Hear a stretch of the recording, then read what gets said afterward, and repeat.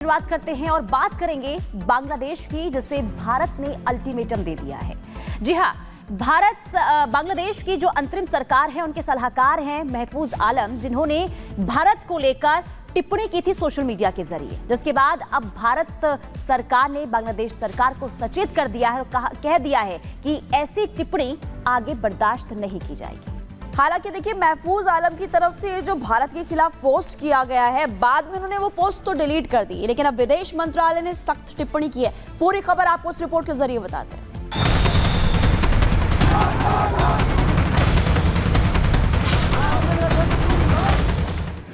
बांग्लादेश को भारत की कड़ी फटकार।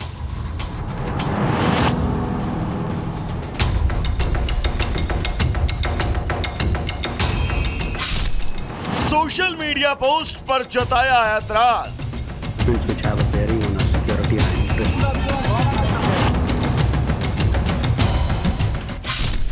भड़काऊ टिप्पणी के लिए चर्चित महफूज।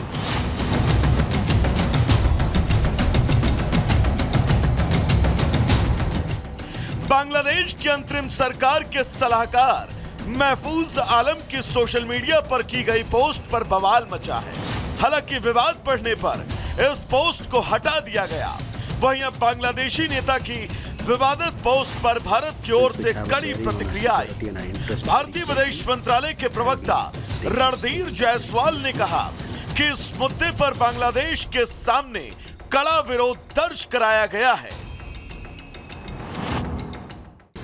The Bangladeshi government, we have actually strongly registered a protest on this issue. We understand that the post that you referred has been taken down. We would like to remind all concerned to be mindful of their public comments. दरअसल महफूज आलम ने विवादित post में कहा था कि भारत को उस विद्रोह को मान्यता देनी चाहिए जिसने तत्कालीन प्रधानमंत्री शेख हसीना को इस्तीफा देने पर मजबूर किया। महफूज ने यह भी कहा कि बांग्लादेश को भारत पर निर्भरता से आजाद रखने के लिए 1975 के बाद 2024 होना ही था। दोनों घटनाओं के बीच 50 साल का अंतर है, लेकिन हकीकत में कुछ भी नहीं बदला। Bureau report, Republic Bharat.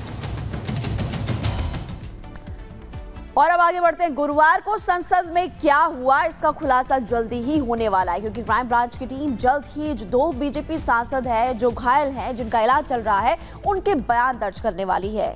बिल्कुल, देखिए, बयान दर्ज होगा, इसके बाद ये खुलासा हो जाएगा कि आखिर उस दिन हुआ क्या था, आखिर सच्चाई क्या थी। लेकिन इसी के साथ ही महिला आयोग की चिट्ठी भी राहुल गांधी की मुसीबत बढ़ा सकती है।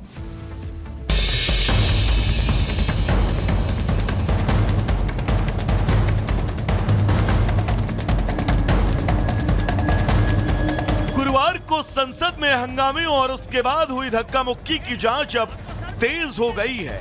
इस पूरे मामले में राहुल गांधी की मुश्किलें और बढ़ सकती हैं। राहुल गांधी के खिलाफ पहले ही अलग अलग धाराओं में एफआईआर दर्ज कर ली गई है और इस मामले की जांच भी दिल्ली क्राइम ब्रांच की टीम कर रही है।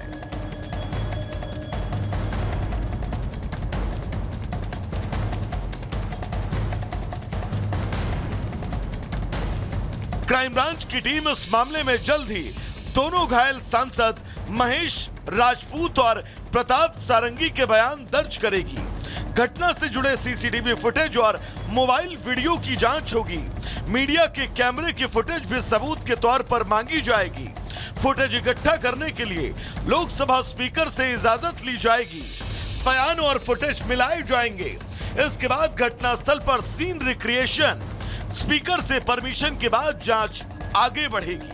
कांग्रेस पार्टी के शासनकाल में बाबा साहेब भीमराव अंबेडकर को अपमानित किया गया।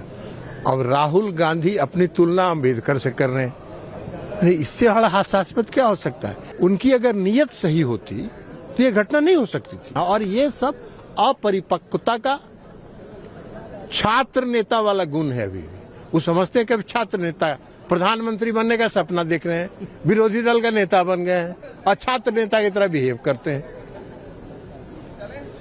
ये लोकतंत्र ऐसे नहीं चलता है। उधर शीतकालीन सत्र के हंगामे की भेंट चढ़ने को लेकर भी बीजेपी राहुल गांधी को घेर रही है। बीजेपी का कहना है कि सत्र के बेकार जाने की पूरी जिम्मेदारी राहुल की ही है। राहुल गांधी ईमानदारी से लोगों को बात करनी चाहिए।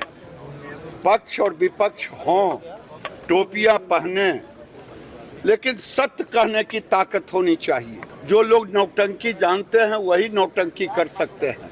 बगल से रास्ता था, जानबूझ करके वीडियो तैयार है, जानबूझ करके प्रताप सारंगी को गिराया। खैर, राहुल के लिए इस पूरी घटना में मुश्किल तब और बढ़ गई जब महिला आयोग ने भी उनके खिलाफ कार्रवाई की मांग उठा दी। राष्ट्रीय महिला आयोग ने लोकसभा अध्यक्ष और राज्यसभा सभापति से भाजपा सांसद फांगनोन कोन्यांग की शिकायत पर विपक्ष के नेता राहुल के खिलाफ कार्रवाई का आग्रह किया। आयोग की मांग है कि त्वरित कार्रवाई हो और ऐसी घटनाओं पर ध्यान दिया जाए और महिला सांसदों की गरिमा बरकरार रहे। फिलहाल एफआईआर को लेकर राहुल गांधी ही बीजेपी के निशाने पर हैं और अब महिला आयोग की शिकायत उनकी मुसीबत और बढ़ा सकती है। लेकिन इतने आरोपों के बाद न राहुल की माफी आई और न ही कांग्रेस के सीनाजोरी में कोई कमी नजर आई। Bureau report, Republic Bharat. चलिए आगे बढ़ेंगे और अब बात करेंगे प्रधानमंत्री नरेंद्र मोदी के कुवैत दौरे की। जी हां, प्रधानमंत्री नरेंद्र मोदी की हमेशा से ये कोशिश रही है कि खाड़ी देशों के साथ भारत के संबंध अच्छे हों, मजबूत हों, और इसी को लेकर वो लगातार पहल भी करते हुए नजर आए हैं, फिर चाहे वो सऊदी देश हो या फिर कोई और देश। बिल्कुल, इससे पहले कई देशों का दौरा कर चुके, लेकिन इस बार जिस खाड़ी देश में प्रधानमंत्री मोदी जाने वाले हैं, आपको जानकारी दे दें कि अब से 43 साल पहले कोई भारतीय प्रधानमंत्री वहां पर गया था। 43 साल तक वहां पर कोई नहीं गया था। तो प्रधानमंत्री मोदी जा रहे हैं। क्या खास दौरा है, क्यों खास है और आखिरकार कितना महत्वपूर्ण है, आपको इस रिपोर्ट के जरिए बताते हैं।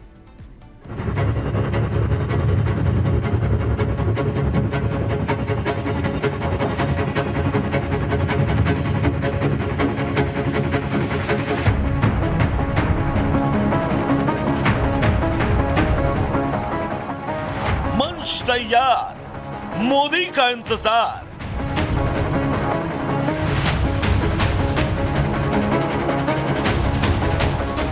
कुवैत के मिशन पर पीएम मोदी इस बार।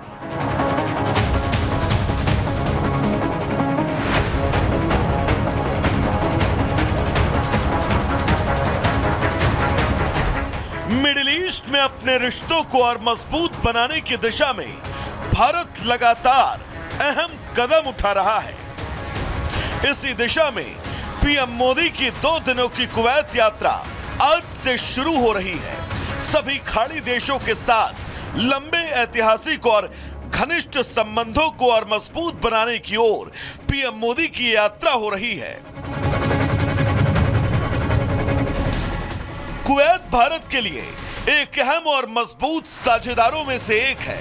साल 2023-24 के दौरान दोनों देशों के बीच 10 बिलियन अमेरिकी डॉलर से ज्यादा का द्विपक्षीय व्यापार ये बताता है कि भारत कुवैत के शीर्ष व्यापारिक साझेदारों में से एक है। यही नहीं, भारत कुवैत के लिए एक विश्वसनीय ऊर्जा भागीदार भी बना हुआ है।